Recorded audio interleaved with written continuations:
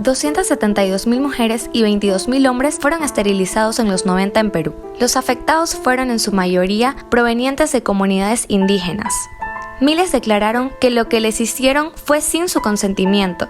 $2.500 fue la compensación económica que recibieron algunas mujeres esterilizadas por la fuerza.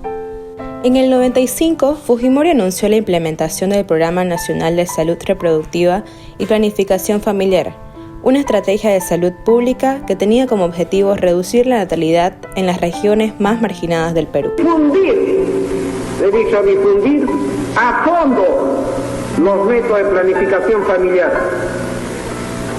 Las mujeres peruanas deben ser dueñas de su destino. El principal problema es que ellos lidian con un tema de control y poder sobre el cuerpo de las mujeres. En la esfera privada, el poder es ejercido por los maridos sobre las mujeres.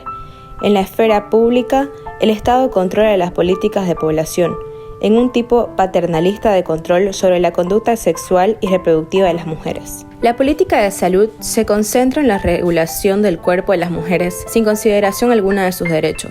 Es contradictorio que la maternidad sea considerada como una función social y al mismo tiempo una carga para las mujeres y una causa para la violencia y discriminación. Muchas mujeres se murieron callados, doctor. Y cuando fueron a la posta dijeron, no es eso, ustedes se enferman por cochinas, por ociosas. Ustedes son unas analfabetas que no saben nada. No pueden tratarnos así. El principal derecho violado fue el derecho a la vida y a la integridad personal, ya que algunas mujeres murieron a consecuencia de la cirugía. En otros casos, sufrieron serios daños y dolor permanente que no les permitieron continuar con su vida normal. En una economía rural, en donde la principal actividad es la agricultura, si una mujer no puede continuar trabajando en el campo, su vida y la de su familia está en riesgo. Por otro lado, muchas mujeres empezaron a tener problemas con sus esposos, quienes la culparon por la cirugía, generándose situaciones de violencia familiar. En los casos denunciados, las mujeres no tuvieron la libertad para decidir el método anticonceptivo que les resultara más conveniente. No solo fueron presionadas y forzadas para aceptar un método específico, sino que tampoco recibieron información adecuada relativa a otros métodos de anticoncepción. Ellos nos engañaron, nos dijeron, les vamos a apoyar con medicina, ustedes no se sientan mal porque nosotros sí les vamos a apoyar. Ahorita nada, se han olvidado de nosotros, todos se han echado al olvido. Por eso nosotros las mujeres campesinas, como hemos sido analfabetas, ellos han hecho lo que han querido. En algunas oportunidades tuvieron que esperar por el consentimiento de sus esposos, o lo que es peor, que sus esposos decidieran por ellas. Esta situación es parte de una actitud más general del menosprecio a las mujeres, especialmente hacia aquellas que provienen de las regiones más pobres del Perú, donde la mayor parte de los casos ocurrieron.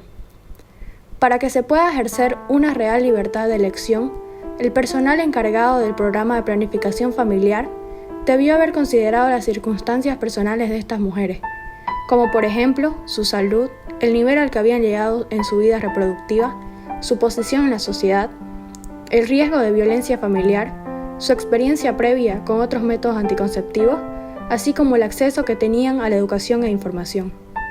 Los doctores tomaron la decisión en lugar de las mujeres, afirmando que se trataba de casos de esterilización por indicaciones médicas, es decir, obligatorias, olvidando que la esterilización es opcional. Muchas mujeres fueron intervenidas luego de dar a luz y sin ser consultadas sobre si querían o no someterse a la cirugía.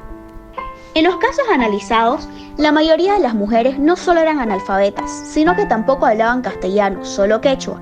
Llama la atención que los manuales utilizados por el programa no incluyeran una sección especial sobre estos casos. Un ejemplo de esto era que la mayoría de las mujeres confiaba plenamente en los médicos y no se sentían capaces de cuestionar sus recomendaciones. Sin educación, el derecho a la salud reproductiva no puede ser garantizado, ya que las mujeres analfabetas se ven a sí mismas en una menor posición frente a los médicos y no podían darse cuenta con exactitud sobre lo que sucedía. No es una coincidencia que en la mayor parte de los casos de esterilizaciones forzadas y de muertes hayan sucedido en Huancavelica, uno de los departamentos de menor nivel de educación en el Perú. Enfermeras que me ha hecho, o yo no sé quiénes son los doctores que me han hecho, no sé nada, no he visto quién me ha hecho. Y cuando le pregunté a la enfermera qué me ha pasado, ella me contó diciendo, te han hecho esterilización para que no tengas más hijos.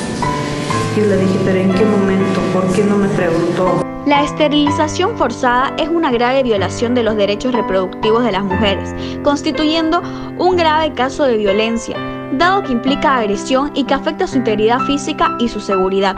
Las mujeres presionadas por el gobierno para someterse a una esterilización o esterilizadas sin su consentimiento previo experimentan una forma de violencia, dado que en su intervención en esas circunstancias constituye un control externo sobre sus cuerpos.